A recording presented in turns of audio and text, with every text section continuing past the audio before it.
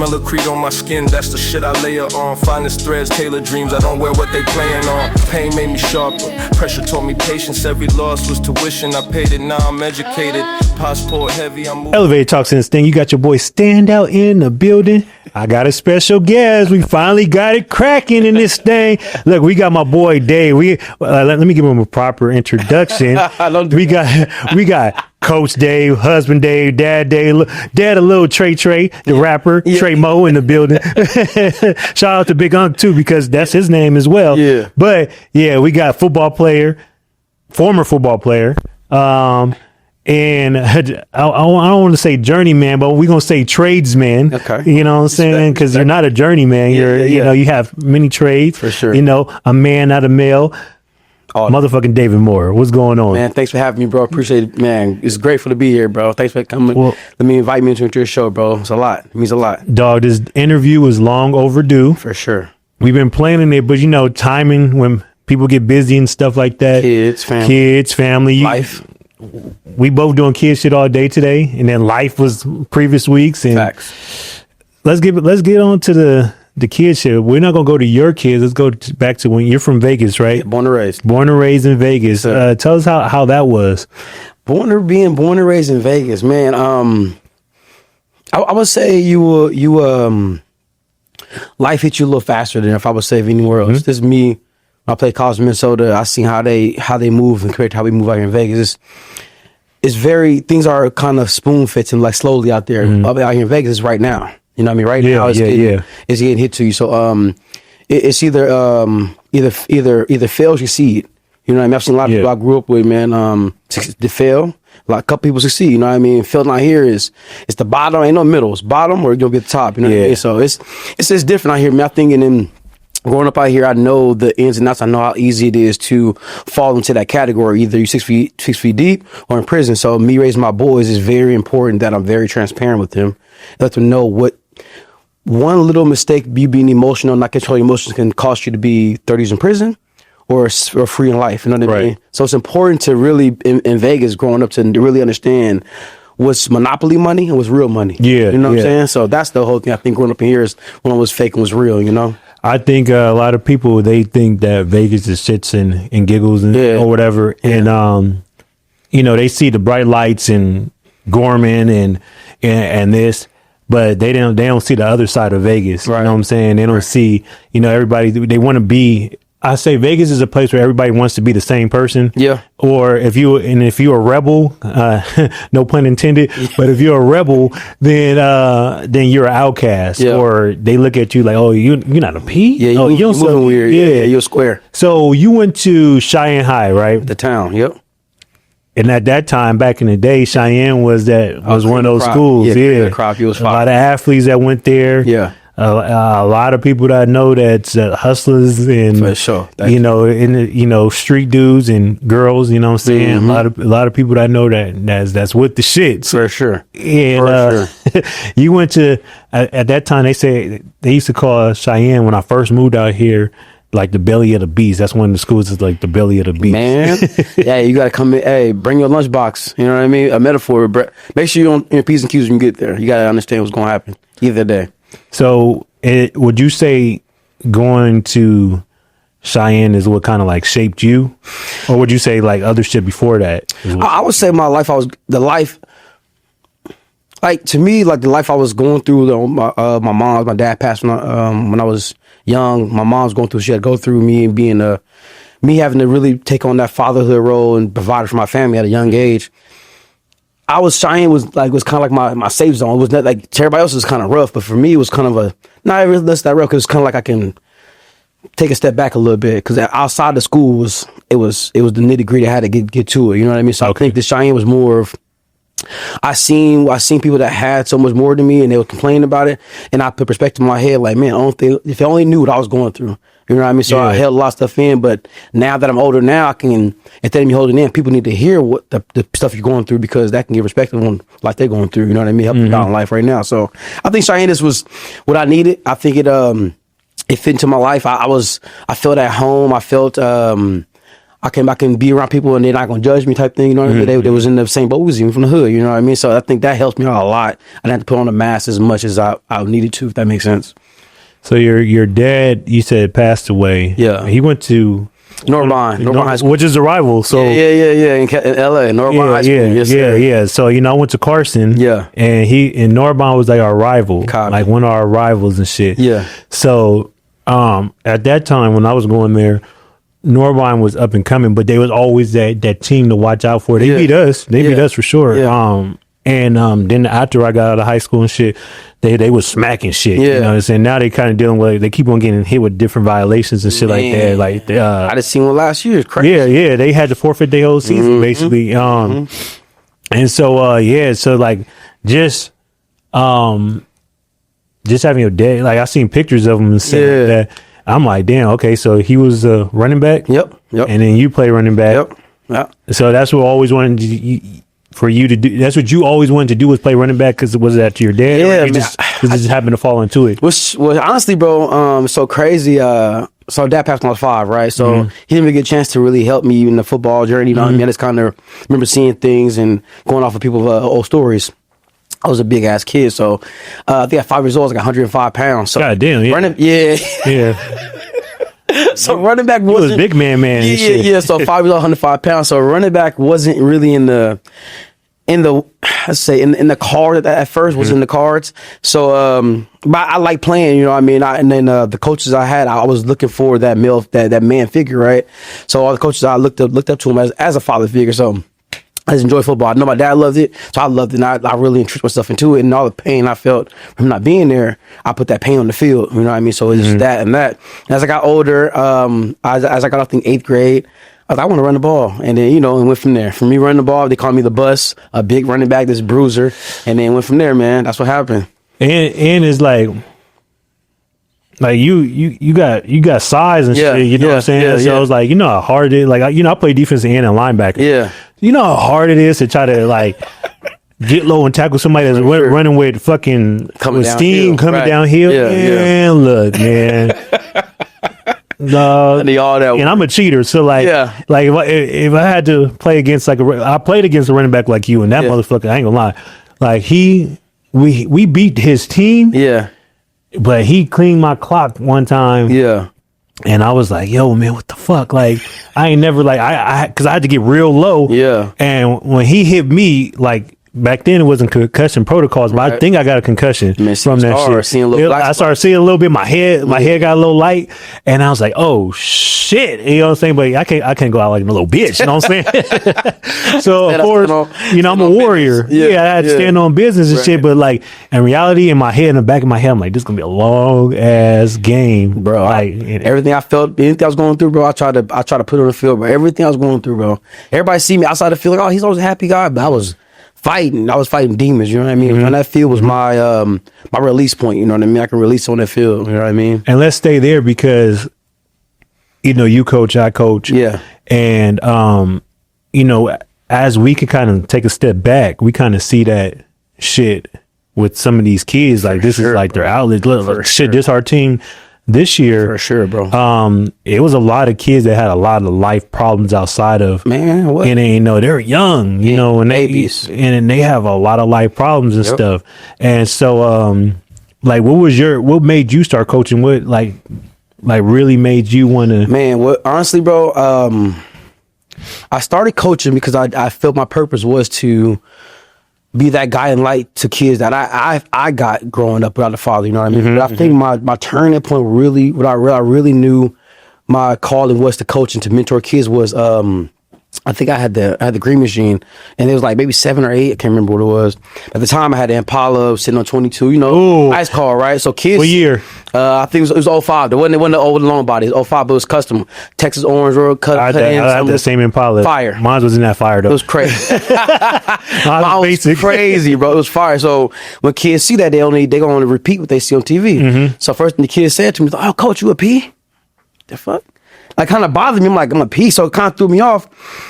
I'm like, nah. And he's like, "Oh, you sell drugs?" I'm like, nah. But they were saying it. They're 7 or 8. They're not saying it in place of malice. They're saying it because they really think that's what they see. So TV. So I had to take a lap. And they came back taking a lap, and they was like, I was like, y'all take a knee. Took a knee. I'm like, if y'all think Coach is a P, raise your hand. They raised my hand. Well, half of them raised their hand, whatever. If I think Coach sell drugs, raise your hand. Raise their hand. I'm like, Coach electrician. He's like, what's that, Coach? I'm like, that's what gives you power, lights. You plug in your tablets, plug in your phones. I provide power. That's that. Like, wow, you make money like that? You got that car? I'm like, yeah, I make good money. I work on my hands. Like, and then at 7 years, they're like, can I do that? Absolutely, you can. If I can do it, you can do it. Yeah. And from that point on, I knew that was my calling. Either it was coaching kids or mentoring.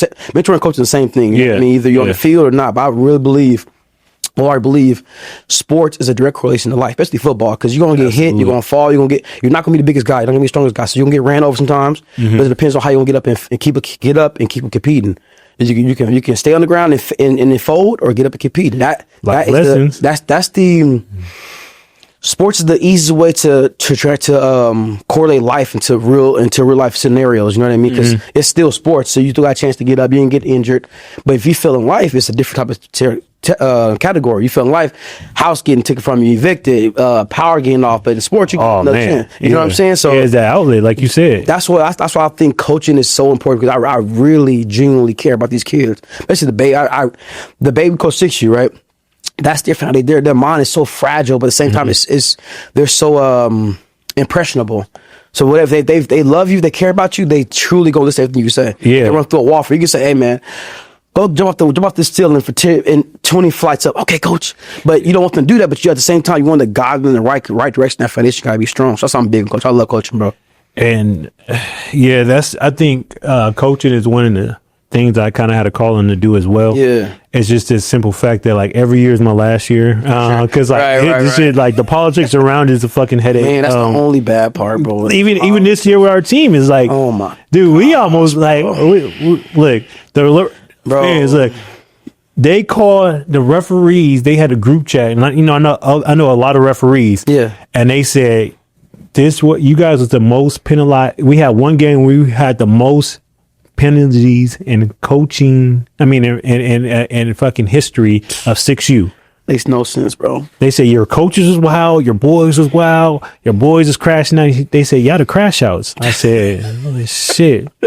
And that's horrible, bro. Like that's so bad, because the kids are only doing what they see. You feel me? Like, that's not all the coaches going crazy. It's this certain few, and kids feed off certain few. You know what I mean? So that's what bothered me the most. That's the only thing that bothered me most when it comes to coaching. Like, the people you coach with, you have to be on the same page, because you're gonna self implode the whole team. You know what I mean? Luckily, we had some strong minds, and we had enough kids that was very talented, at the same time listening to certain people, and be able to overcome certain obstacles. But we were going through so much inner turmoil that really didn't make sense while we were going through. We're the best team. It made no sense. Yeah, you know what I'm saying? And it's crazy, because when I take a step back and I look at it, like, I want to say this has been one of the wildest fucking years in my life. It's hands down. Because before we even played the game, I had this shit with the other team that I had. Well, I had haters hating. Trying to do shit on the low. Right. And I'm like, dog, you're a male. Like, in words of Dave, you a male. Like you doing whole shit. Yeah. And you don't think that I'm finding out, and then you talking to people, and I'm like, look, this city, this town, this sport is too small. It's big, but it's small at the same time. Yeah. Like, shit gets back to me. I'm seeing shit, and people throwing you under a bus for shit. Right. And then we get the shit. We play one game. The kids, they got a real taste of football. We played a tournament, and every dad wants to be a coach. Every billion coaches. A billion coaches. That's why I hate coaching or playing at fields where the parents are right on the sideline. Where they're on the sideline with you. If you're back, if it's just a little fence or something, or some rope or whatever, and they're right there, they got access. It's the worst. They want to talk to their fucking kid. They want to talk to their kid. They want to tell you plays. They want to yell shit at the refs. And now the refs is thinking, okay, well, this is your team, so they with you. Exactly. I'm not gonna call this play, or I'm going to call this play. Yeah. You know what I'm saying? Or then you got people that might be too close, and they might say something about their kid, and then they get to arguing and fighting on the sidelines. I done been through all that shit. Right. And it's like, so we get to that tournament, and then we got 2 players quit. We we get people like, oh, y'all scared to play this. We're not scared to play this team, but we see what's going on. Okay, boom,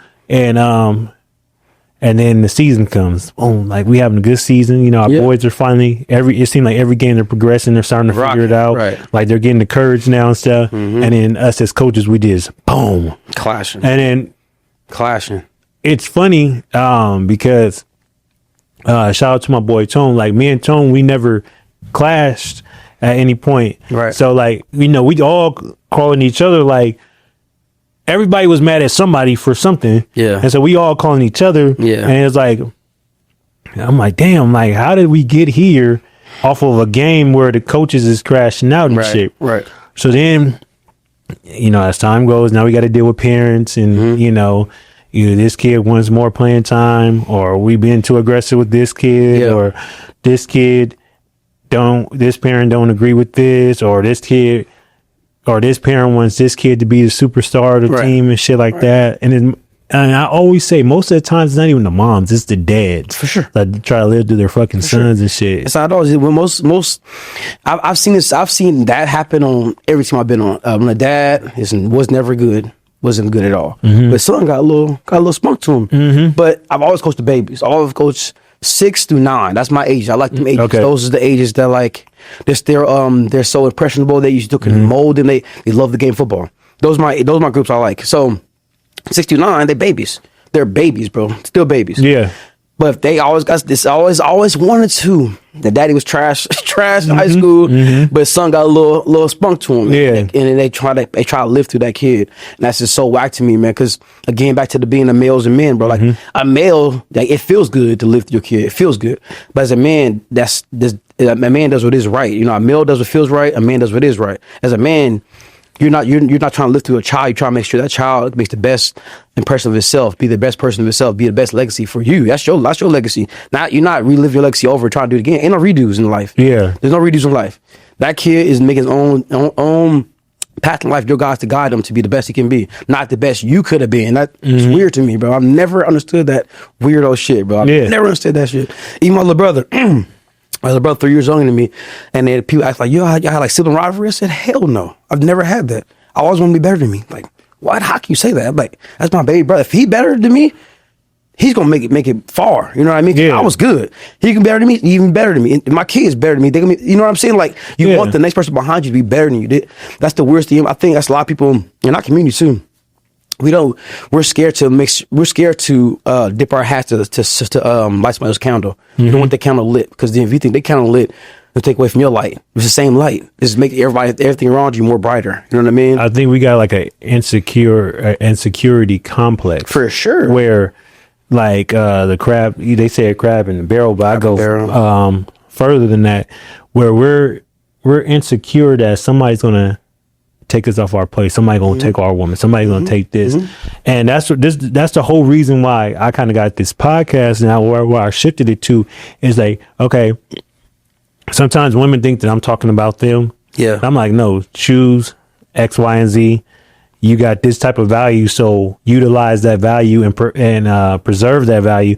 And then on the flip side, I'm like, man, this is what we got to do. Yeah, you know what I'm saying? If we moving around like hoes, then, or we got feminine energy, or if we not doing what we supposed to do, like the weakest thing to me is like, I feel like if a man don't take care of his child or his children, then he's a sucker, right? Bro, straight.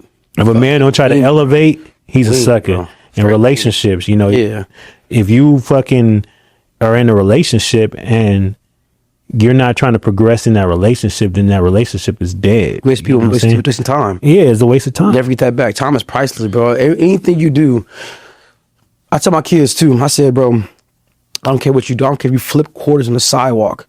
Be the best at flipping quarters on the sidewalk. The reason I say that is, whatever you do in life, you do it at the best of your ability. You know what I'm saying? Because at best of your ability, you never hold your hat like, oh, I wish I could do this. You never have that conscious, that guilty, that thing in the back of your head, like, oh, I should have did this, should that, because you give it your all. Right. You give it your all, you're ready to grow to the next thing. Now you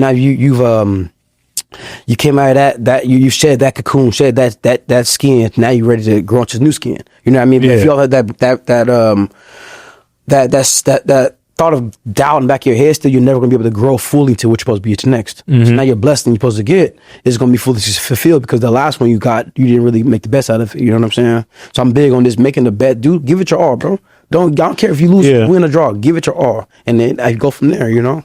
I gotta agree 100% with that because you know, just me being frivolous and shit.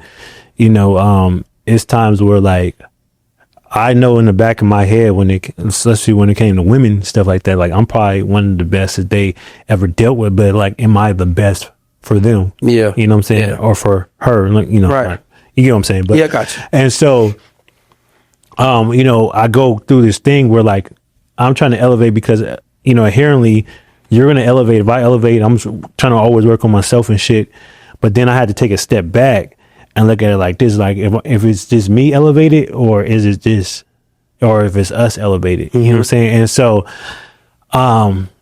you know, me being in my ways and shit like that, I was only really thinking a lot of times about me because I'm taking care of situations and making sure everybody feel good, whatever. Right. But I'm not being intentional.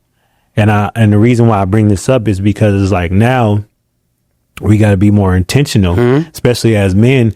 Like, we had to have a strategy and be more intentional than more now than never. You know what I'm saying? Because like you said, we raising young men and, you know, some young women. Yeah. We're doing things, business, sports. We're doing all these things so the next generation could see what the fuck we doing so they could get inspired. Exactly. Have a step ahead. But if we moving the wrong way, then that's only gonna reflect down to them. For sure. You know what I'm saying? They're gonna make it better. You know? Good or bad. So you move the wrong way, it's gonna make that wrong way better. Yeah. You move the wrong way, you move the right way, they're gonna make that right way better. So whatever you do, they're gonna make it better. Yeah. Good or bad. So you pick and choose as the head of your household, you're gonna pick or choose which direction your family supposed to go to. You feel what I'm saying? So you can make it good. They're going to make it better. Yeah. Make it bad. They're going to make that better too. They're going to figure out a way to make it, I can do a little more. I can do it. I get away with this. I get away. You know what I mean? So you want to put down a foundation. Your foundation in my household is integrity, bro. I cannot. I tell my boys, a liar and a thief is lower than well shit. You're lower than well shit to me. You do not lie. We don't steal, bro. Yeah, okay. Do not lie to me, bro. Do not lie to me, bro. Cause you gonna find out anyway. Yeah, it's gonna be 2 times worse. Do not lie to me, bro. And don't steal, bro. Work for it. Everybody work hard for this. I said, what's somebody stole something from me? I work my ass off to get whatever y'all got. You think you be cool with that shit? I'm like, and I say, when I tell them that it's Lord and Will shit, I said, what's the deepest place in the world? And they be like, the ocean. Okay, so when the whale take a shit, it goes to the ocean. That's the deepest part in the ocean. I mean, you're lower than Will. I mean, you're the bottom of the bottom. I don't want to be around you. You don't want nobody want to be around you. So you got to take that accountability whenever you're doing anything in life. Integrity is the number one thing. Your name writes you a golden ticket. I've been around people that are, I'm electricians, like I said, right? Are shitty wiremen. This not good craftsmen, but good people, good person, great person. So they stay around. They stay around. Yeah. Their vibe is good. They ain't moving from somebody. It's good good people, and they stay around. And your name will write tickets. Your name will write tickets for you faster than anything you ever done physically. Facts. You know what I'm saying? The aura you bring somebody, man, I love when Dave come around. I love when Terrence come around, man. He's bringing the parties. I feel so at ease. I feel good. I feel motivated. I feel about myself. So that's really big. I tell the boys, don't try to be somebody you're not, but at the same time, treat how you want to be treated. And just be happy. Yeah. You know what I mean? Best you can.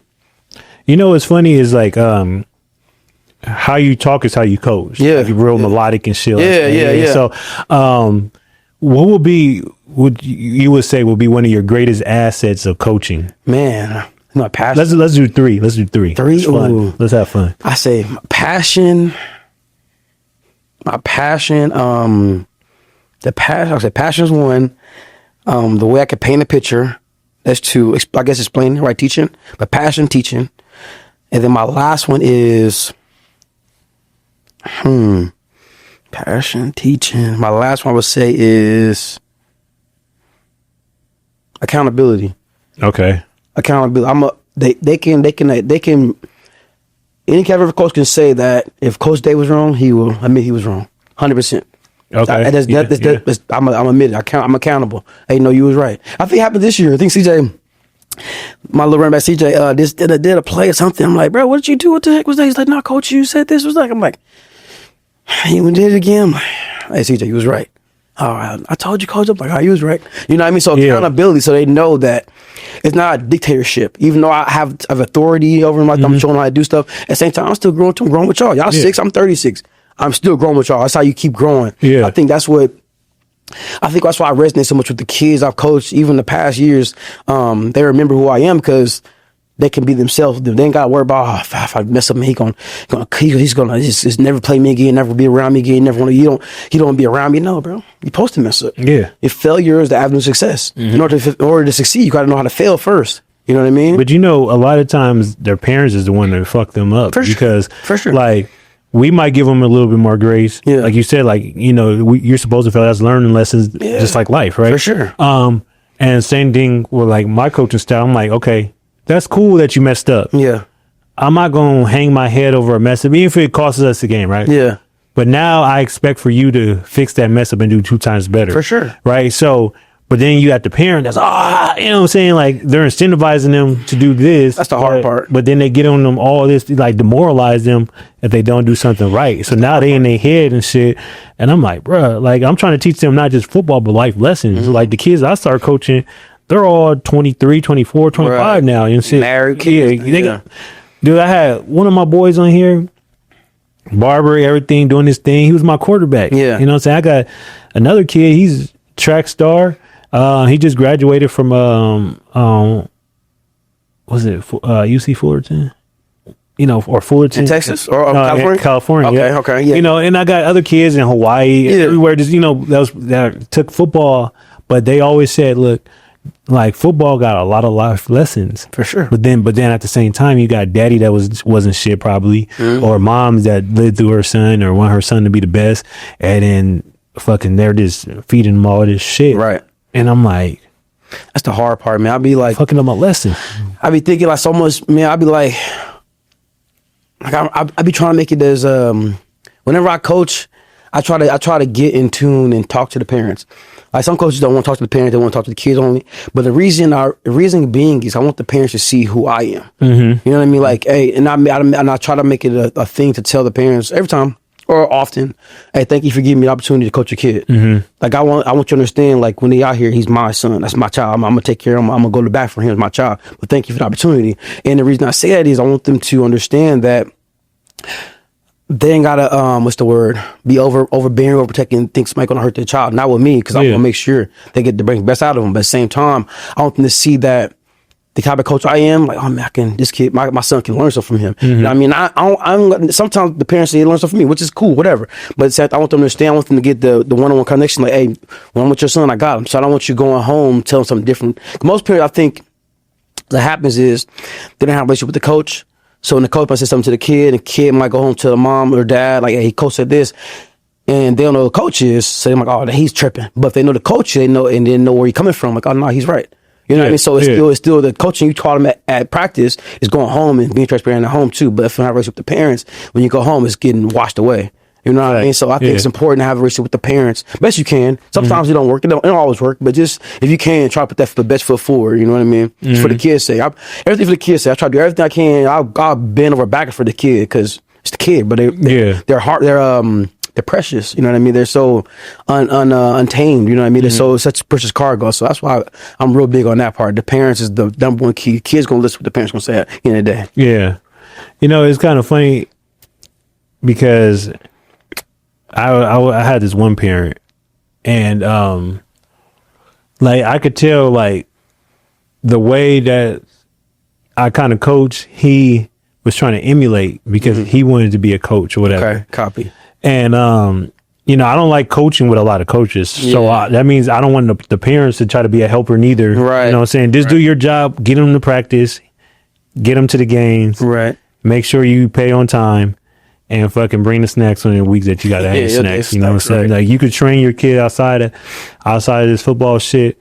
But he tried to emulate what I was doing and he couldn't quite do it. No, that's not him. So then it started bleeding over to his relationship with the mom and shit like that. And I'm like, dog, it's not organic. You know what I'm saying? This is fake. Like this is, you know what I'm saying? You're trying to be like me. You're trying to you trying to make a, you know, because everybody wants to, if shit don't go their way, they want to make a team, or they, you know, it's like a church.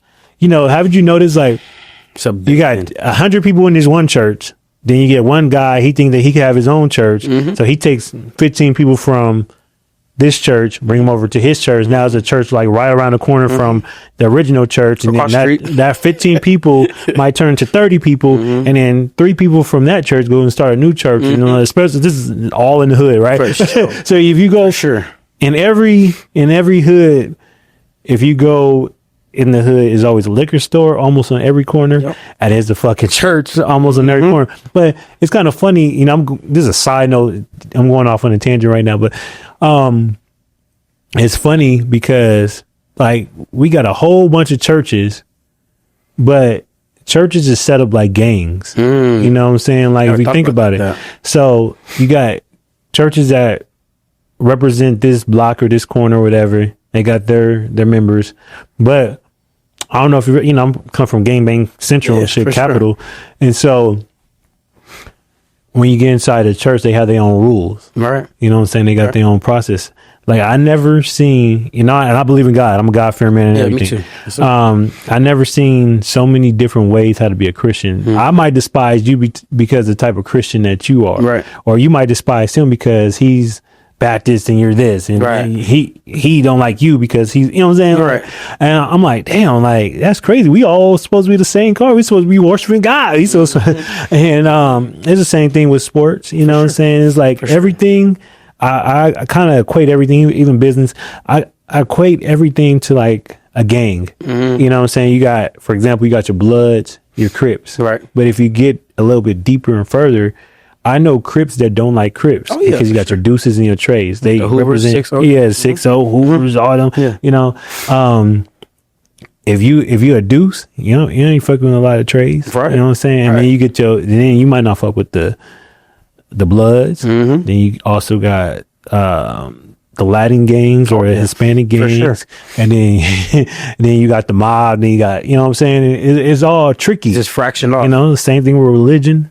Same thing with business, same thing. All this shit ties into the same shit. You know what I'm saying? And it, so I say that to say, how do you deal with being on a frequency that you're on? For me, bro, I ain't gonna lie, bro. This, you know, the frequency I'm on this year has been a tough year for me, bro. I ain't gonna front, bro. It's been I felt alone a lot, bro. I felt alone a lot. Not necessarily I'm alone physically, but in my mind. Your mind controls everything. Yes. So I felt alone a lot because I'm real big on. People get mad when I say this. I don't want to be a burden on nobody. Yeah, I'm the same way. You know okay, what I mean? I'm glad that we're here. I really see you happy. You happy, I'm happy. You feel me? I'm good. I will be okay. But at the same time, we're human, bro. All them emotions, those past traumas, you're suppressing. They're eventually gonna come out. I don't care how much weights I lift and how much big body I am. It doesn't matter. It's gonna eventually come out. Whether when you're a drunken sober or just a random night, you never know. Right. So you're gonna explode. So I think with me being on the frequency I'm in, bro, this year particularly, bro, I've had to uncover so many skeletons I've pushed in my closet, and really what's the word I'm looking for? Battle them head on, like one-on-one. Me, I have to go through this now in order for me to get to the next I need to go. I have to go through this because right now it's hindering me. So being a frequency I'm on this year has been the one that is just a growing year for myself. I'm usually always trying to put everybody first, and I'm cool with that, put everybody first, but this has been a year in frequency I'm on to where I have to put David first and really have to control what I'm going through in my life in order for my kids to have kids to be good, my wife to be good, for my household to be set and hard. So I'm so set and firm, you know what I mean? Because I feel like with the fruits I've been on this year, my foundation, my household cracked, in my marriage, sometimes I feel like, and my parents, I'm like, man, am I being a good parent? Am I being a good man? And when as a man, for me at least, I'm big on being a man. I'm big on being the head of the house. So you come to me, I got there. I'm gonna make sure everything's smooth. So this year, I feel like I let my foundation crack, and that's because of the things I've been going through internally. So this year, man, has been a growth. The frequency I've been on, I don't think nobody can be on the frequency of me. This is my frequency. I have to. This is my frequency year. You know, I have to really elevate myself and forgive myself for a lot of things I'm holding on to, stuff that don't even make sense. I was going through a therapist like a couple weeks ago. My wife did, and she's like, when did things go crazy for you? When did your life, like, you feel like hit rock bottom? She's like, when your dad passed? I'm like, no, when he passed, I was hurt. You know what I mean? I was 5. But you were young. It didn't hit me until I turned like 8 and I started acting out. But it wasn't as bad until I think like I turned 14. 14, my mom, went through her thing with drugs like that. And my dad was going, so that's when I think I hit rock bottom. That's when it was the craziest part. So she's like, so at that time when it happened, that time at 14, your emotions were stunted. So right now you're 36 years old, but when you act out, or when you have an emotional downfall, whatever going through, you get emotional, whatever, you're sad. That's the 14 you coming out of you. That's not the 36 you've grown so much before that, but you've never ever in your life, since now, you never ever look back to the 14-year-old you and giving that person grace and tell them, hey, it's okay. You know what I mean? So this is the year. This is her saying that, but I never thought. I'm like, damn, I never thought about that. You know what I'm saying? Like, and that's true. So how do you feel when you get all angry and scream and holler? How old do you feel? How old do I feel? Who asked that? Yeah, that's, you know what I mean? Like, weird ass question. Yeah, fuck you. What do you mean? And then she went in detail. Like, that's the 14. You think about that. That's the 14. Your wheels spinning, huh? Yeah, man. What my head was going? My eyes getting watery. I'm like, you know what I'm saying? Like, so. This has been a year, man. I want to grow, bro. I want the best for my kid, best for my family, my wife. So that going through that and really taking the steps forward for myself has been the year. This has been the frequency for me, for my frequency. What about you, man? I mean, I would think that this has been the craziest year of my life, and I had a couple crazy years. Man. So I try to operate only on high frequencies. I try to keep it high, but cause I see I see 2 therapists once a week. Copy. Same day, just once a week. And the shit that went on with me, like, and I think about it sometimes and shit. And I'm like, dude, like, like at first my emotions was like not really emotions, but like how I felt. Right. You know what I'm saying? I never felt so low. And so, unlike myself before ever, never, ever. Right. You know what I'm saying? So, right. And I'm trying to push through with it.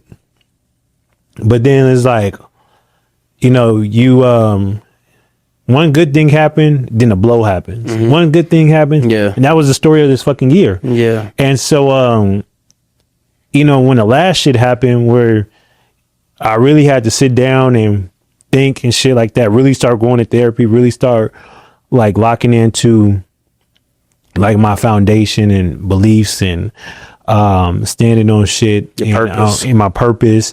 I started thinking like, damn, I only could operate on one frequency, and that's that high frequency. Mm-hmm. Like I can never, ever step down to a low frequency, even if I'm like, because there's been times, even shit, a couple weeks ago, I was like depressed. I just got depressed out of nowhere because I felt like I failed. Like I felt like a failure as a man, because I'm used to, I lost $7,000 with this whole transgression. You know what I'm saying? Right. And so I'm used to just doing my shit. And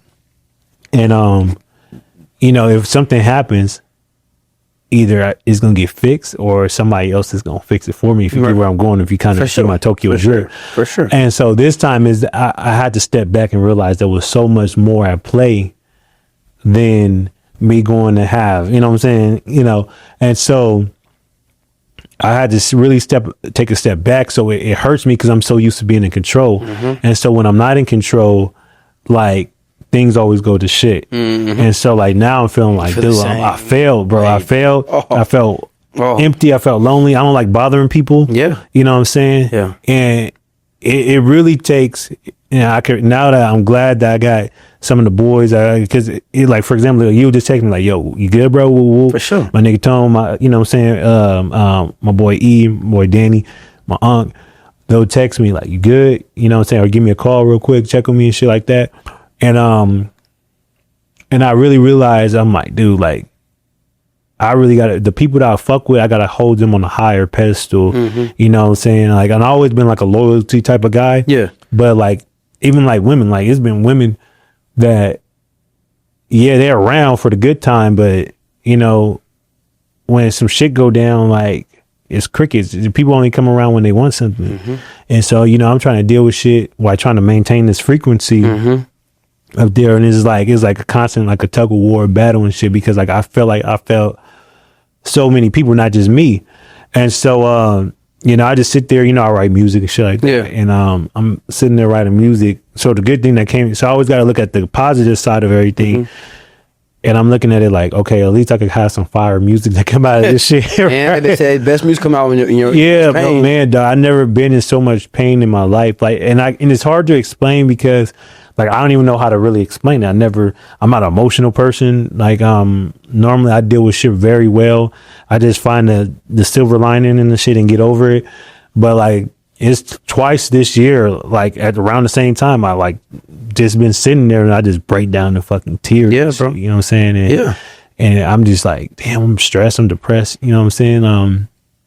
And I guess like I found the silver lining in this and talking to my therapist, like maybe I needed to be set down to see other pictures that's painted from God and just see other things, you know, because when you sit back, yeah, you be in your head a lot.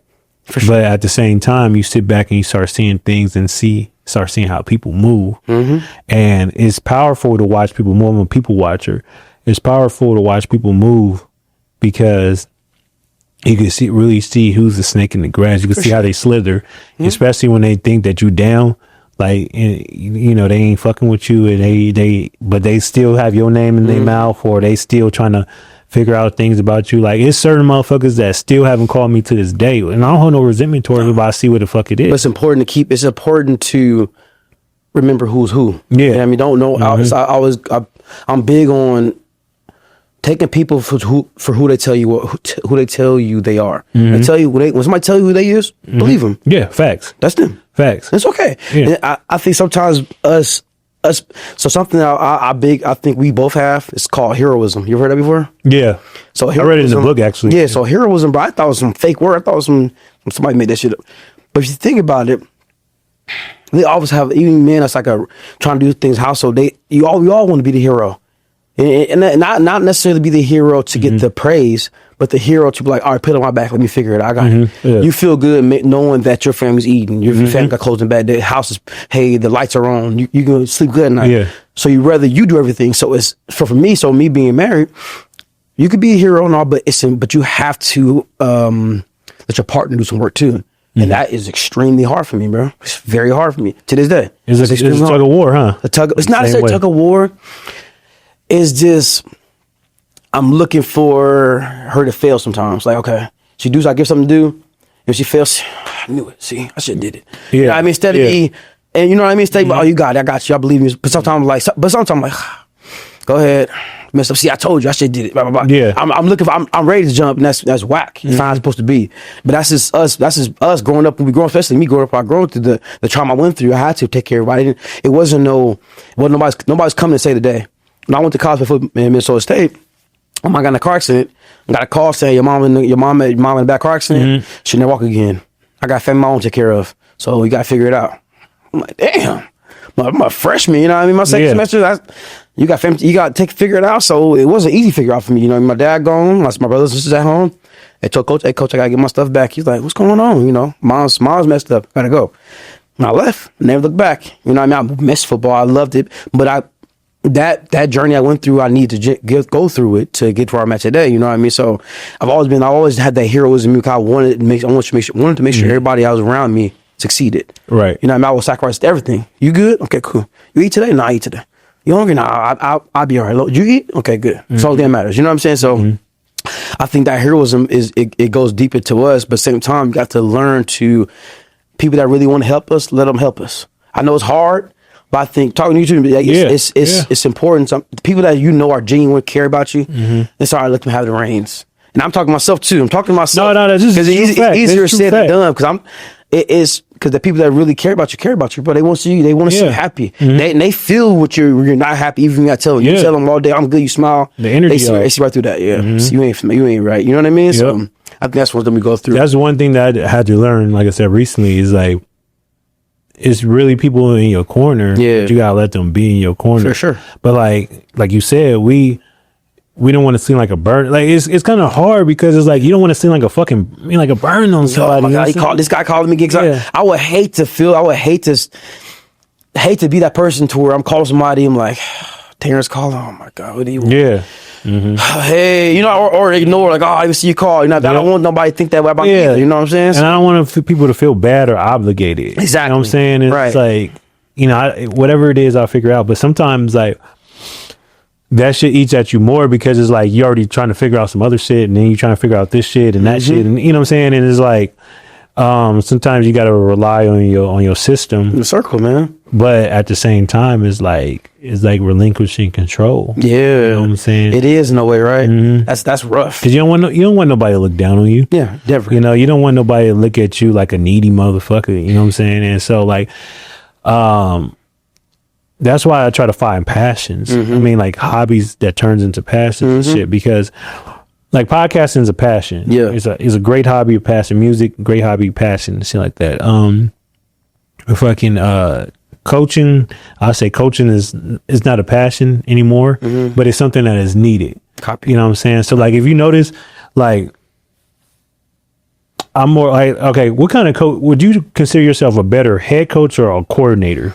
I think I'm better head coach. Okay. Yeah. And I'm a better coordinator. You see what I'm saying? So like I could lead as a head coach, you know what I'm saying? I've done it plenty of times before, but I'm a schemer. I like to scheme. Yeah, yeah. You know what I'm saying? So I'm okay with following under the right direction. The same thing with life. You know, and so I learned sometimes you gotta give people that trust. And that's in your circle for sure, you know. And like I said, like I think all men need some type of conversations with the men need to be around men for sure.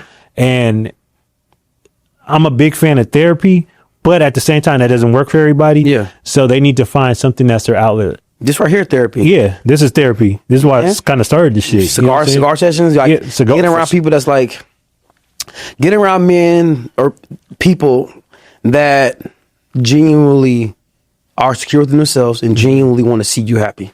Like when you get around people like that, bro, I'd never forget when I first started smoking cigars, whatever, right? Going to cigar lounge and everybody older, OGs, whatever, me and my boys, whatever. And when I left there, that 2 hours I was there, I left there, I felt like I conquered the world. Yeah. And it's just the vibe, bro. Like the women that are smoking, like they're just so uplifting. They're positive. They're having this a good time. They're enjoying the fruits of their labor. Cigar lounges make me escape the world. Yeah, because you have great conversations, sit on something. Agree. Yes, sir. You know, total on something like that. Yeah, and then the atmosphere. You know, and I think I told you this, but I want to get back to at least going once or twice a month with your fellas. Yeah, you know, I don't like big groups and stuff like that because with big groups, there's always one loose cannon, you know, one live wire and shit like that, or there's always somebody that's in, you know. And then I'm a protector first. I'm watching over everybody while we're out. There's too many people watching. I can't relax. Yeah, you know, and I can't relax because I'm watching over too many people. But I think that, like, for me, and I know you too, that cigar line, we need to go to cigar lounges like at least once or twice a month. I agree, bro. You know, you gotta smoke. Yeah, it's just the vibe you get in there, man. I really wish I could just put it into words and paint a picture. It's just, if you can feel my words, what I'm saying, like it's just a vibe you get. And you legit go in there, any cigar I've been to, and your guard, your security forces are just, you can let them down, just let them down. Because all day, every day, think about it. You in protect mode. You ain't walking around willy nilly. You walking around. You feel somebody behind you. You feel. You know what I mean. Your guard is 100%. Oh, I don't care. Even subconsciously, you don't even know about it. But it's up. You go to the cigar line. You chilling with your boy. Whatever you're doing is down. It's the first time you be like, oh, man. You start really soaking in everything. Little things you peeping. Little things. You know what I mean. You're growing. I think everybody needs that release point at some point, because if not, bro, you're taking time bomb. You're just you're legit getting bigger and bigger. Like, you know what I mean? Like, it's in this torch where you can't hold on to me. We're human. We ain't cyborgs to where it explodes. And when it explodes, bad things happen. You know what I mean? Emotional things happen. You know what I'm saying? So how like you're like really popular. If you go like to your social media, your Facebook or your Instagram, you got a lot of followers. Yeah. You know, if you go to Dave's fucking anybody, if you ever go to his shit, like you probably got 198 mutual friends with the motherfucker. You're like, damn, this person know this person, and so like you're like almost. I wouldn't say a celebrity, but you like a celebrity within yourself. Sure. Like, so when I coach with a lot of people, but when I say, oh, I'm coaching with Dave Moore, they're like, oh, Dave Moore, oh, he's a good guy, he's a good character. Woo. Yeah. And so I'm like, damn, like, you know, like, and I didn't realize it's kind of funny because you were in one of my rivals' camps. Yeah. You know, me and Aaron, shout out to Aaron. The Jags, yeah. The Jags was like a staple in Vegas for a long time. For sure. And like Aaron was my rival, but that's the homeboy. You know what I'm saying? Yeah. And so then I started looking at pictures and shit like, man, Dave was on that team. We played them. You know what I'm saying?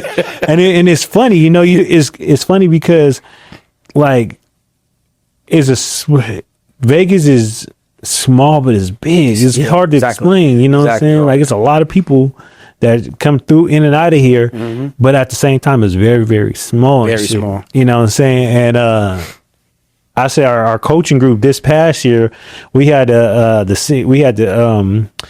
group. So they called you Steroid Kurt Franklin. Okay, we had Timu Jacquees. Crazy. We had Great Value Ray J. They called me Chef Boy. We had Mac Dre. We had Chief Keef. Am I missing somebody? Who was that? Oh, and then we got Marcel. They called him Bushwick Bill. Man, that's disrespectful, Marcel. Do you agree? All right, so if you had to name, that's what they said. That's what one of the parents said. I forgot which parent it was. Bill is crazy. Yeah, because the game that he got kicked out, they was like, man, that motherfucker crazy. I didn't know he's always quiet. He crazy as a motherfucker. They said Bushwick Bill. That's Gunline Boss. Yeah. You ever seen Life? The movie called Life? Yep. That's Gunline. Yeah. So if you had to name our coaches, like just celebrities and shit. Yeah.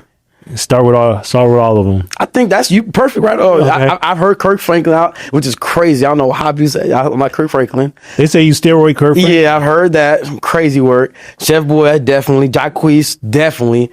Who was Brandon? Oh, Spectacular? Yeah, Spectacular for Pretty Ricky. Pretty Ricky.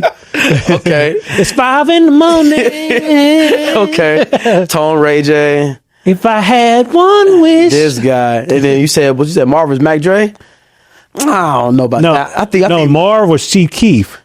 He the Chief Keef or he the Zach was Mac Dre. Okay. I seen him. Okay. I started calling him Mac Dre because I seen him with his hair down one day. I was giving him some t-shirts or some shit. Yeah. And we met at the gas station. I guess he was getting a retwist or something like that. And he came, he had the hat on. Yeah. And then he had his hair like all puffed out and shit. And I'm like, yo. I can see Mac Dre. Yeah. And then I think Marv was more. Who's Marv then? Chief Keef. So I think Marv. You ever seen the movie called Shotas? Yeah. The killer in Shotas? The Ultimate B movie. What's the fire? What's the killer name? Shotas name? What's his name? I forgot, but I know exactly who you talking about. Oh, he was a dog. That dude Shotas. That dude in Shotas was crazy, but that's Marv. Yeah. Loose cannon. And then who else was it? That's it, right? Oh, and then Gunline Boss. Marcel Gunline. Yeah. You ever seen the movie Life? Yep. Gunline Boss. That's Marv. So now that you said that, I'm gonna try to. So let's play it back, and I'm gonna try to put a picture on. Yeah. When I do go back and do the edit. So we got Tone, head coach. Mm-hmm. That's Ray J. Would you agree with that? Cool. Okay. Ray J. One wish. Then we got you. Kurt Franklin. Yeah. Okay. Great. That's So then you got Marcel, Gunline Boss. They said I was Chef Boy. Chef Boy. You know what I'm saying? That was our team song too. Yeah, it was. You know, love that song. Then we got Mac Dre. Exactly. Cause there's no dance, you know what I'm saying? And then we had a lot of coaches, man. Too many. We had Spectacular and shit, you know what I'm saying? Mm-hmm. Yeah, Spectacular. Yeah. Then we had Spectacular. You had the Jacquees? Oh, Timu Jacquees. Timu Jacquees. When they said Timu Jacquees, like that was like the ultimate shit. Hilarious. Oh, Timu Jacquees. Shit. Then we had your girl Baby D. Oh my gosh, hilarious. We had this mom or whatever she was. I ain't gonna air out too much because but like she was the spitting image of Baby D from Next Friday. Crazy work. She even used to stand by motherfuckers that were coaching her child, whatever the case is. I ain't got nothing. And she used to stand there like Baby D. I used to always tell her, man, you want a moon pie? You know what I'm saying? Like, I ain't got nothing to say, bro.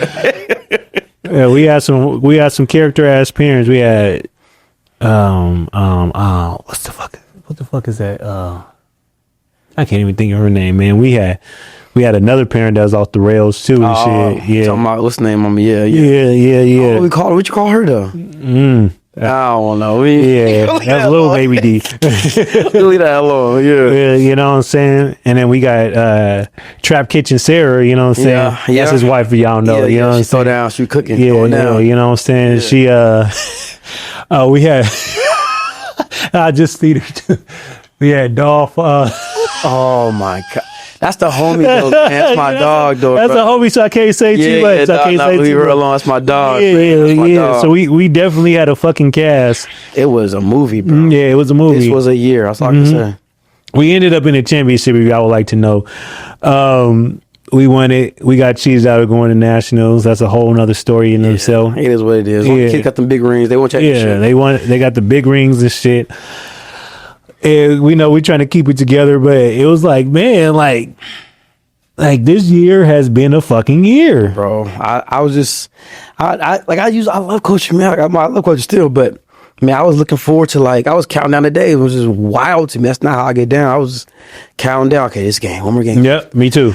Me too. Okay, this game. Championship. Me too. Okay, cool. It was getting to a point where I was like, man, don't want to come fucking practice. Golly, bro. It was it got the vibe got off, at the end. Yeah. You know, it is what it is. I'm happy it went through it. You know what I mean? It went through for a reason because it gives you us perspective of what we're not going to do in the future. Yeah. You know what I mean? Yeah, like sometimes they take a look through the rearview mirror to see how far you've come to go further in life. There was one point where we all wanted to just go do our own thing after the season and shit. Yep. And now it's like, now we kind of built it like a thing where we kind of, not all of us, but a lot of us is back and bigger and better than ever. Definitely. Rocking. It ain't with the same camp. No. Because we want percenters. Yeah, you know what I'm saying? You know what I'm saying? But 1%. Speaking of 1%, bodybuilding. Yeah. You did your thing with the bodybuilding and shit. Talk about that fucking journey, man. Come on, man. Yeah, man. Hype yourself up. I don't like doing too much. I don't want people to feel like I'm being hype me up, arrogant or cocky. Hype me up. But man, I got a thing on people when people tell me I can't do something. When I'm told I can't do something, when it's not in the cards for me to do something.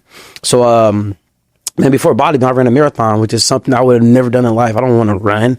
So I ran a marathon, 26.2 miles. After that, bro, it was like I was kind of like in limbo. I was hitting a plateau in life. That makes sense. I felt my purpose wasn't getting fulfilled. I feel like I was still trying to be the best person I can be, help people out, whatever. My purpose, I never felt fulfilled when I went home. So I just looked into bodybuilding at a point.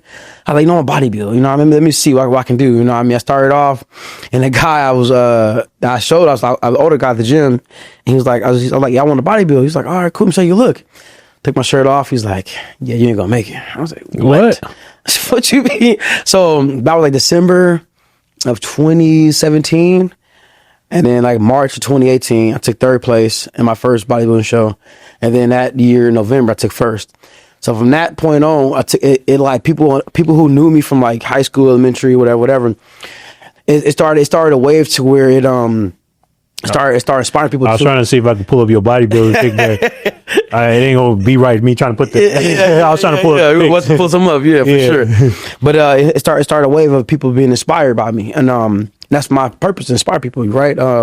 It started people that was procrastinating anything they was doing, like either getting their bachelor's, getting their master's, whatever it could be. They was procrastinating with. They seen that me going through, giving the extra push to do that to finish. You know what I mean? So I started my own brand.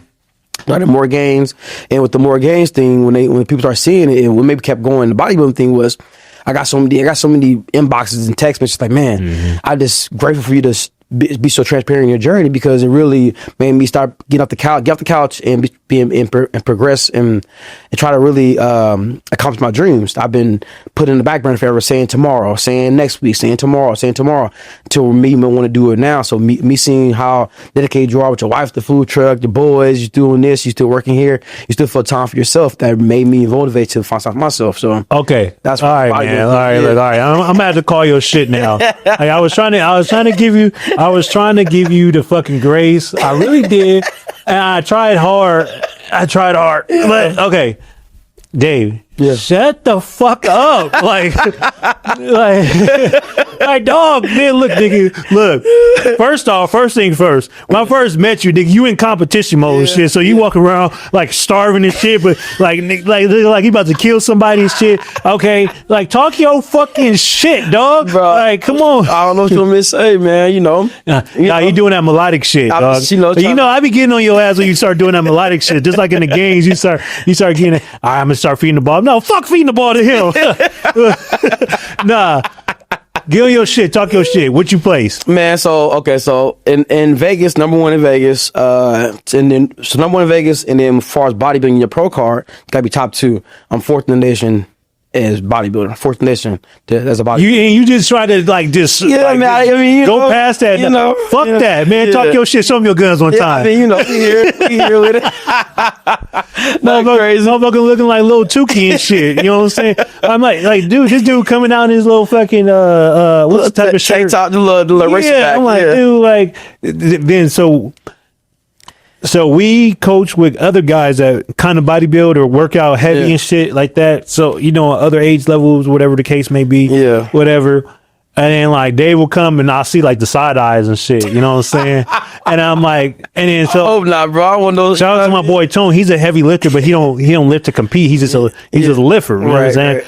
And I only lift just so I won't be fucking fat, right? Yeah. And so like Dave come with his fucking tank top, barely on and shit, and then he's like, yeah, I'll just place. And we watching him place on fucking on Facebook and shit, and I'm like, nah, nigga, talk your shit. You know what I'm saying? He's like, yeah, I did cool. I could have did better. You know what I'm saying? Yeah. Nah, nigga, nah. We see the shit on Facebook. Like, talk your shit.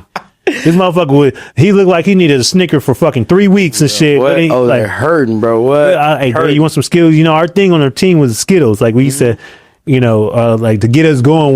Well, we was doing Skittles like dope. Like, hey, you got the Skittles, nigga. Hey, nigga, you got the Skittles. You got the Skittles. And they was like, you got a protein bar? Yeah, we got a protein bar in the fucking Celsius. Celsius, yes. And motherfucker carried a duffel bag the whole season and shit. Everybody always wanted to know what's in that duffel bag. What was in that duffel bag? Man, there was some stuff in there. I can't take too much. There was some stuff in there. You know what I mean? There's some stuff in there. Like, he had the full duffel bag. They're like, you want us to hold on the side? Like, nah, I take this on the field. Yeah, long as everybody know the kids are safe. That's all I gotta say. Kids are safe at all times. Right. Like damn, like this motherfucker. And he said, yeah, I did it because I had the motivation and the bodybuild. Nah, nigga, like, talk your shit. Talk your shit. When I'm on stage, man, I'm on that, Mooregainz, right? Mooregainz, yes, sir. That's the brand, man. I'm just big on, embracing what you got, bro. Everybody dealt certain cards. It's about how you work them cards and make the best out of life. You know what I mean? So that's what I feel, bro. I mean, if I can do it, I want to be the beacon. Everybody can do it. Have you ever thought about being like a trainer? I have. I think when me with training, I've trained a couple people. I think I care too much, and not everybody cares, but I can't. And I feel I care more than the person I'm training, and that sometimes weeds them out. And you know what I mean? So it isn't. I don't think I'm the best trainer when it comes to. I don't think I am. That's kind of funny because like most of the time when you see a lot of trainers, they be out of shape and shit. Yeah, exactly. Like, how does that make sense? It's like a doctor to tell you not to smoke and shit, exactly. And they be out back smoking cigarettes and drinking. And those type of trainers get the most clients too. Which is wild to me. I think maybe it's the insecurity. If somebody isn't in shape, they talk to you, you feel secure. Like, oh, he ain't. If somebody's in shape, they really talk when they talking. It's kind of like you feel. I think maybe it is. They feel insecure. So I don't know. I've tried a couple times, but we'll see. I mean, okay. I'm gonna just leave it there. We'll see, Mike. Yeah, we'll see. Okay. I mean, we'll see. Yeah, okay. So you got your wife has We in the Kitchen. Yes, sir. We only had to get her on a separate episode. It's kind of funny because I never done that with your wife, so I'm about to say something that sound kind of crazy. Yeah. But it's not that. Please don't think it's that. I knew Dave's wife, like we rode around in the same circle, so I knew his wife 5 years before I knew Dave and shit. Right. So then when I'm like, oh, that's your wife? Not like that, but disclaimer. Yeah, this ain't no Biggie Tupac shit with fake Levins or nothing. No, it was like, oh, I know Sarah, like she always cool, but she was always quiet, you know what I'm saying? Like, always a calm, relaxed one and shit. Right. But Sarah ain't really that quiet. Like when you get to know her, she's not really that quiet. But like every time I was around her, and it kind of makes sense now because, she was married to you. Yeah. Yeah, I mean, same thing with you. You kind of like you'll peep out the seam and shit, especially when you got the hat on and shit.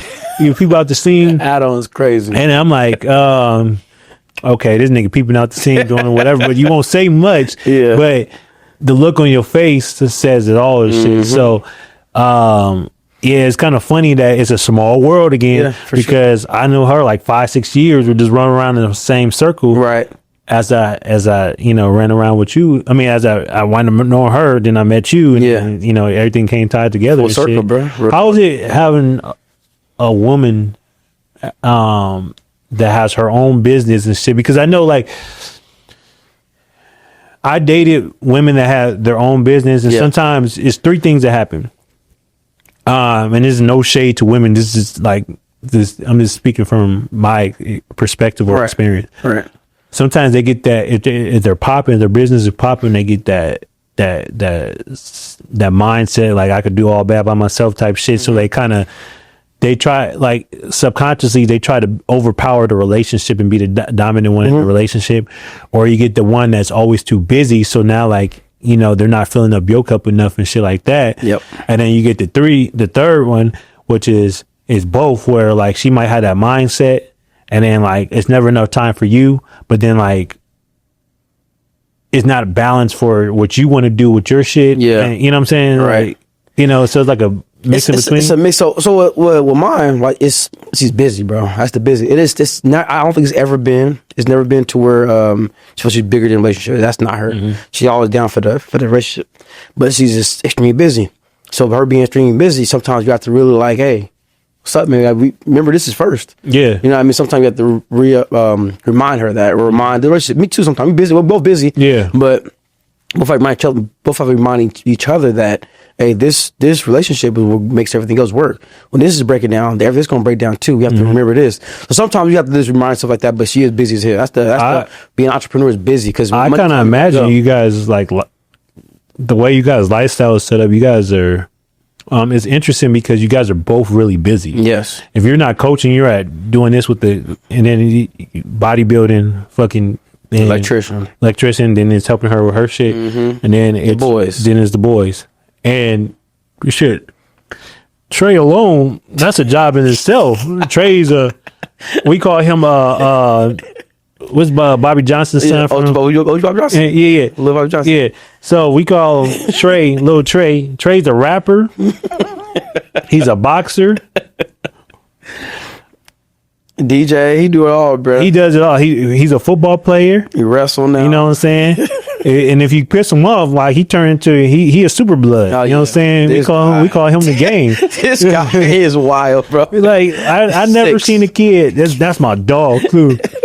I never seen a kid in my life like he will get his get back. Don't matter if it's his teammate or the opposing team. I'm gonna paint a story real quick. And Trey one of the coolest kids ever. And he'll one thing about Trey is if you fuck with one of his boys, he on your head, right? Rocky, he ain't going crazy. So he going crazy. We had a kid. This kid was like kind of like a crash out, you know, and I forgot how him. Like, I was standing right next to them because I was talking to them and stuff. So one day, this kid, he was looking at Trey. He wouldn't say nothing. He was just like looking at him for like I counted like maybe like 3-4 minutes that I caught. Yeah. He was just looking at him like this the whole time. Yeah. So Trey took that shit personal. So we in the middle of hitting. Practice is almost over. So Trey letting the shit marinate. So he said, "Why you keep on looking at me like that? What's your problem?" And so I let it go because I'm like, sometimes I let the boys figure it out. Yeah. And so I said, okay. So then the next day we send the kids on the lap. Every day before practice, they had to take their lap around the field. So me and my boy Brandon, we talking to you. And I look over and then I see it building up. So I see Trey, like I see him creeping up on the other kid. And I never seen Trey run so fast to try to catch up to a kid. So I'm like, something about to go on. Man, so Trey pressed him on the other side of the field. So I'm letting this shit play out because one, that's a long side of the field. And then two, I'm trying to see what they're going to do. Yeah. So Trey said something to him, they face to face. And then Trey, you could just see him like the shit just building up. Right. So then all of a sudden they get to fighting. And Trey just like whooping the dude. So we run over there. No, I didn't run over there. One of the other coaches ran over there. And so they bring him back. And so we made him hit. So now Trey's even more mad. So Trey's trying to hit him. Trey won best 2 out of 3. So the first time the one kid gave it to his ass. I ain't gonna lie. He smacked him. So that made Trey even more mad. Yeah. So the second time they smacked him, and the third time they fighting on the ground now after the hit, and Trey standing over him, and they get the little wrestling and shit. So that's when you stepped in, and you made him run holding hands and shit. But Trey held that shit for like 2 days, even going towards the game. Like he wasn't fucking with that dude. He didn't fuck with the dude until the kid quit, whatever happened. And but this kid was a crash. I could imagine. I could see this kid being like a rough and tough type of dude, like outside of this shit. Like we had to have one of our coaches or our interns, assistant, like sick. We stick that person, coach, whatever he is, on him every practice. That was his role. Actually, we had 2 different coaches, as a matter of fact. Facts. Yeah. So there's another time, Trey, we in the game. This kid did something to Trey. Trey let it go the first time. Second time, the kid did it again. Third time, I look over. Trey waited for the ref to turn his back, and they on the ground wrestling and shit. I said, man, you a little thug. But see, Trey, he a rapper. You can't tell him that he ain't the coldest rapper out of Vegas. That's cool. It's crazy. I said, Trey, spit a bar. He's like, I don't got nothing for right now because I'm mad. I said, well, we'll spit a mad bar. So, all right. Look, I got you. He'll spit bars, and once you get him to start spitting bars, he on. He ain't gonna stop. You know what I'm saying? Guy's nuts. Yeah. So 6 years old. Was you like that as a kid? Was you Trey? No, I was not like Trey. I was not like that, bro. Yeah, he probably was. I don't think I was like that, bro. No, I think my brother was like that. My little brother was like that. Me, no. Him and Brady like total opposite. Total opposite. My oldest son 13 and Trey 6. Braden more cerebral. He calms there. Trey, he is ready to crash right now. He's very loyal. If he like you, he was with me. He rocking with you. Yeah, I wasn't like. My mom said, "What about, bro? I do not remember being that much of a crash out, bro." My brother, yes, he with the function, definitely. Not me. Nah, Trey was a function. Like if you didn't know better, like go watch the movie South Central. And that kid in South Central, that's really Trey. Yeah, he with the fun. He does Willie Manchester. Yeah, for real. He is. I think that we had our tournament. Somebody had kicked our quarterback in the stomach. And as soon as that happened, wasn't no way. He ran to the side of the field. Bing, mop, boop. I'm like, Trey, stop. Pick him up. But the refs knew me. I mean, what's up with little David? I'm like, man, he just don't play him. He just don't like, you know what I mean? Get him out of here. I'm like, go ahead. Trey is the reason why they was calling me Chef Boy all season.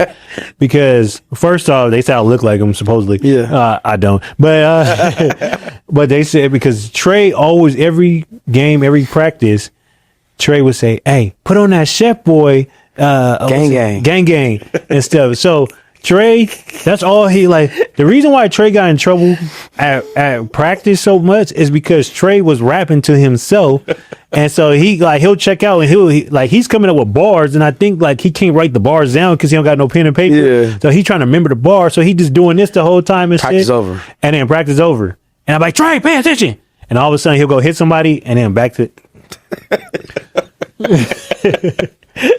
Bro, character, bro. He's the life of the party. Anywhere I can say, anywhere we go, bro, I can tell you he gonna brighten that room up. If you need management services, Elevated One Management, you know what I'm saying? We might gonna need it soon. Yeah. Right there, something His light is bright, bro. Some parents say they want the NIL deal, but he's different. But somebody gonna give him something for sure. Yeah, I could get him some bread. His light is bright. He needs to be in a couple movies, couple commercials, for sure, couple rap songs. He gonna make it right. That's little Bow Wow. And then he got a stink face. He got scars everywhere. Yeah. Man, listen. That's Trey Savage and shit. Man, for real.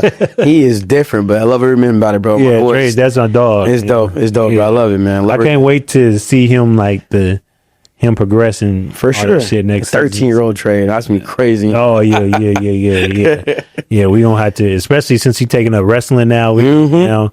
So what would you got your podcast? Let's shout out your podcast. Yeah, not your average podcast. So what made you guys start that? Man, it started, bro. Honestly, therapy, man. Like therapy's like honestly in our culture, black men, therapy's kind of looked down upon. Like you're soft. You know what I mean? You want therapy soft, so. Going, smoke cigars, we chopping up. But when we smoked a cigar, we talked about some deep conversations. And then I was at a cigar station one day at Tap and Ash, and I was in my head. I was like, "Hey, bro, like I think we left.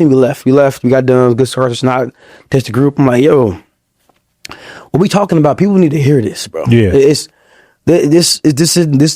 shouldn't be just confined to the cigar lounge. This would be something we should talk about on podcasts. I don't think, not too many people talk about what we talk about. We're being very vulnerable. It's kind of frowned upon in our culture, being vulnerable. You're not supposed to be vulnerable, you're supposed to be tough. We talk to suck it up, I'm crying, whatever. But we're talking about, we really being vulnerable with each other, We talk about that.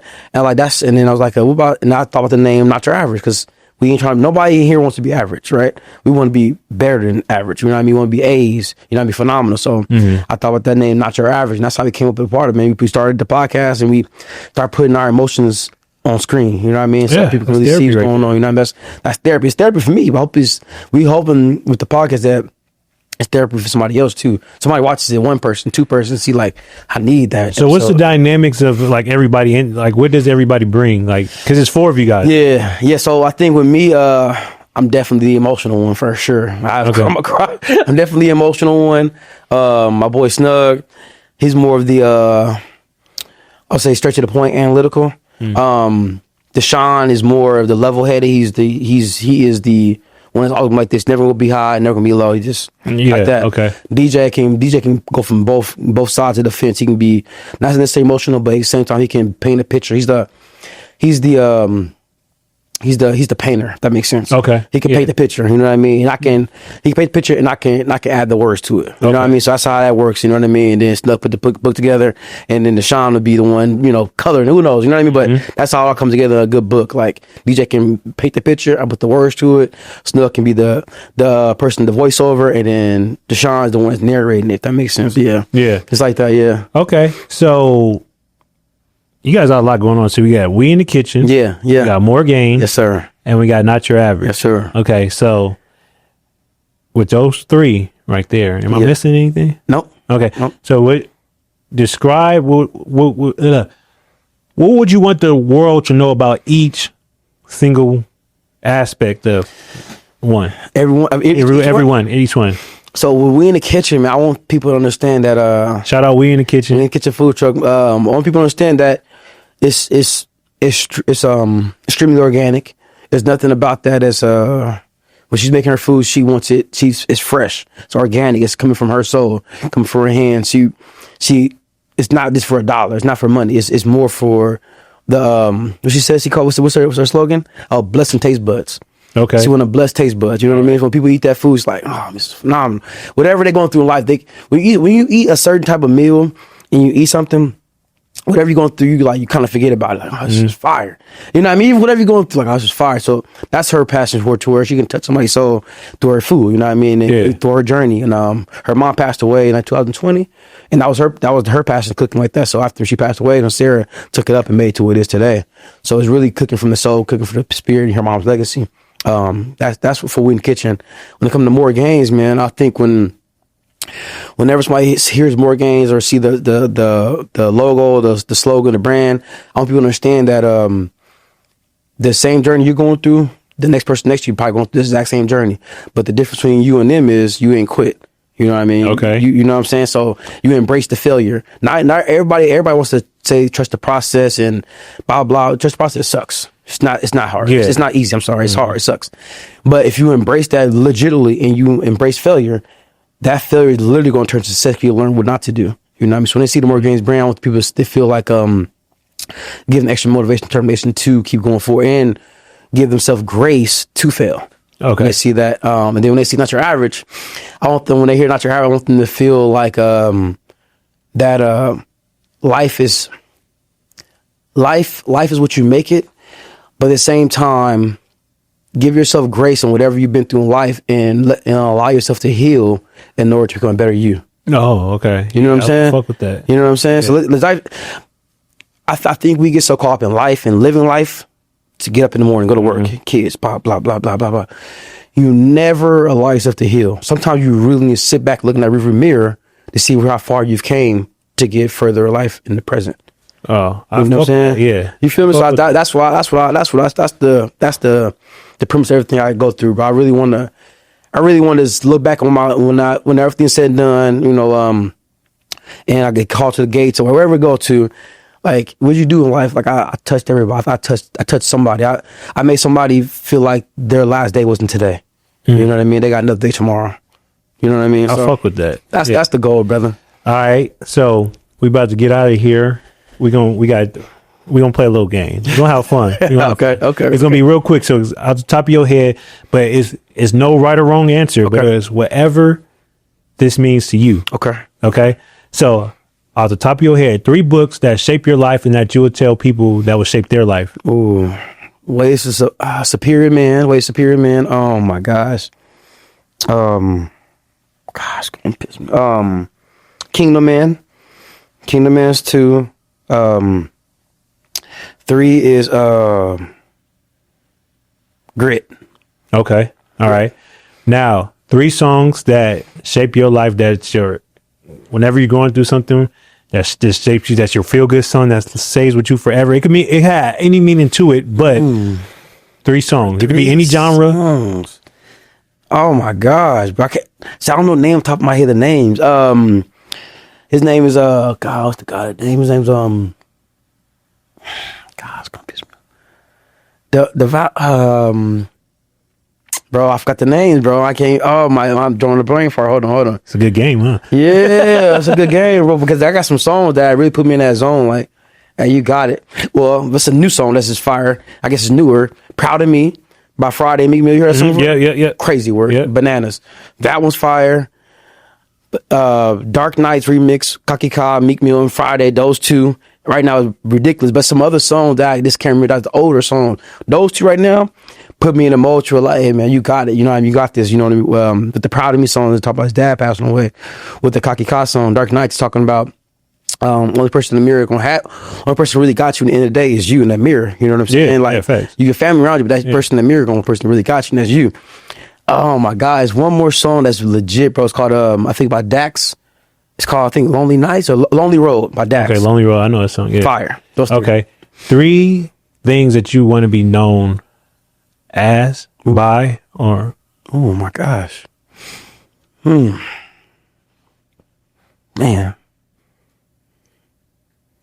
3 names I want to be known as. Okay. Father, husband, provider. Okay. And last but not least, your 3 goals for the next 3 years. 3 goals for the next 3 years. I want to own 2 triplexes next 3 years. I want to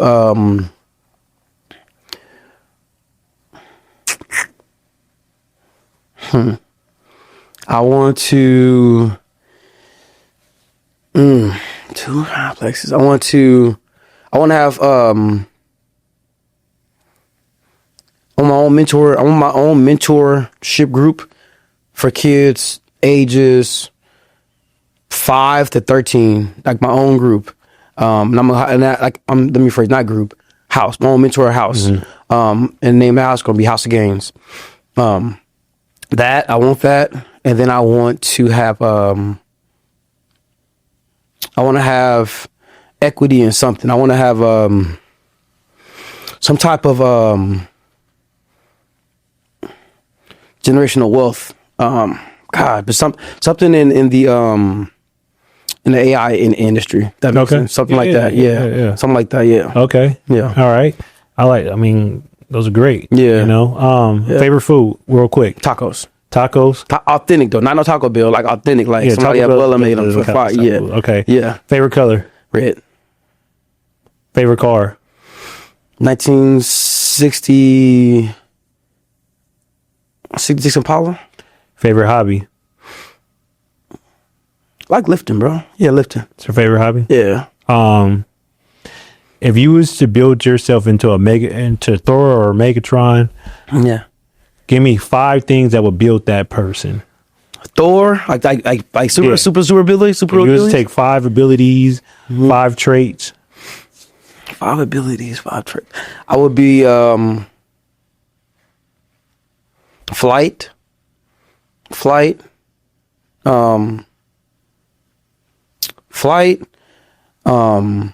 What's the word? What's the when you freaking teleportation?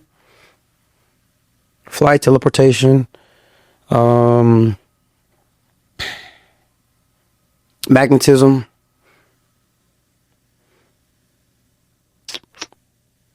Strength. And elasticity. Okay. Yeah. All right. Yeah. This is my last one, and we're gonna do the shout outs and get the fuck out of here. Watch this. If this might takes a little bit of thought, but you can't think. You only got 30 seconds to answer this question. Hey, hobby. Or 20 seconds. Hobby cigar. I like cigar. I like lifting too, but hobby is my cigar. I was about to ask it. Yeah, I'm wilding. Okay. Tripping. You take your wife on a vacation that you don't necessarily have to come back from. Okay. What are you doing? Where are you going? You got 20 seconds. Go. We are going to somewhere blue water. We already been there. We ain't coming back. We're going off the coast of Italy. And we are getting some kind of cottage off the coast of water with a wine vineyard. We want the cobblestone roads. We chilling. We enjoying life. Feet up. Okay. Sir. What's the closest food that you'll describe your wife as? So we got all these pet names, right? Yeah. Being that your wife does food, right? What would be Closest food? She's a slow burner, right? So she got I'm gonna say oxtails. Okay. Oxtails. Yeah, you can't just throw oxtails in the fryer and they done. No, it takes like 8 hours. So you gotta peel back some layers for her. So my girl would be like, I'm sure it'd be like a short stack or something. Something sweet. Yeah. Something sweet. Something sweet, but it could fuck you up. You know what I'm saying? A real short sweet. Oxtails. Because once you let it marinate and you eat it, it's soul food, right? So if your soul feel full. So yeah. All right. So shout out all your people. Shout out everybody. Man, shout out to my wife Sarah. We in the Kitchen Food Truck. Shout out to my boys DJ, Snug, Sean, Not Your Average. Shout out to my children, Braden and Trey Mo 24. Man, shout out to shout out to Terrence for having me here. Thank you for having me here, Elevate Network. Appreciate you, bro. Man, shout out to everybody ever coached, ever been around in my life, man. Shout out to everybody. Much love to everybody, bro. Absolutely. Yeah. Yeah, shout out to, man. Look, if y'all ever in Vegas, y'all hungry, y'all want some like soul food, shit like that. You know what I'm saying? The fish. You know, I'm gonna start doing. You know, I told my story that I'm gonna start doing like food reviews. Oh yeah, might as well. Yeah, so I'm gonna start going, but being that I fly free and stuff like that, I'm gonna do some here, but I'm gonna fly out to different places or whatever. That's how you get it going. I'm gonna send you this girl that I really like. Okay. But anywho, shout out to We in the Kitchen Food Truck. Shout out to all my dogs, man. I don't even have to name all y'all. You know who it is. Elevator One Network, Standout University is coming very soon. It should have videos up by the time this airs. We should have a video coming behind this one for our other channel. So I'll put the links in the bio. Shout out to men getting therapy and talking about shit. You know what I'm saying? Shout out to just being better. Like, let's just be better. Be vulnerable. Operate on higher frequencies. Yeah. Be more intentional. You know, even with being frivolous, you gotta be more intentional. For sure. You know what I'm saying? And shout out to everybody that fuck with us. Yeah, most definitely. You know what I'm saying? We're gonna have to get a cigar night. a part 2 to this motherfucker because there's a lot of other shit that I wanted to ask. I wanted to fit everything in there. Sure, I understand that. I wanted to rock the boat. But on that note, we out. Peace.